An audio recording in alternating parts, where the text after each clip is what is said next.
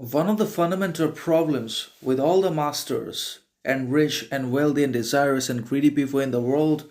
is their own desire, passion, greed for more and more wealth, riches, attention, approval, success, knowledge into their lives that enslaves them, subjugates them, corrupts their mind, infiltrates their heart, psyche, purity, etc., and destroys their whole being at some point in time in one way or another, because whatever we cannot control controls us, whatever we possess possesses us, and that includes our education, degrees, merit, excellence, and all that has to be moderated, disciplined, control, and applied and used and adhered to with absolute character, discipline, restraint, moderation, modesty in life. And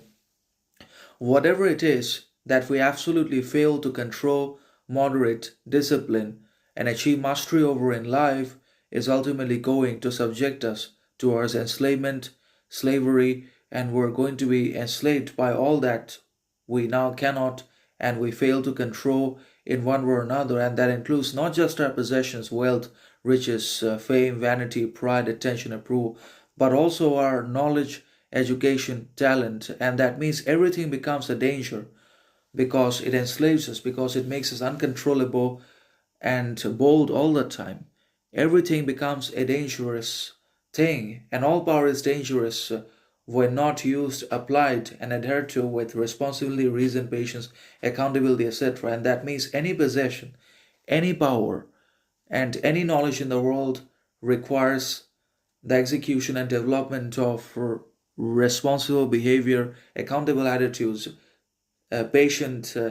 actions, and sincere, reasonable endeavors, composure mindsets all the time. So any power is dangerous, and anything that is not controlled, moderated, disciplined in life becomes a danger. It becomes dangerous because we are enslaved by that very thing. And that same dynamic can also apply to the master slave relation, in which the slave inevitably becomes the superior within the house, the bigger, greater to the master himself because of the master's own dependency and reliance that he can neither understand nor overcome because of lack of strength, power, movement, and practicality, etc. Because the master is always dependent and reliant upon the slave for something or another that he cannot do,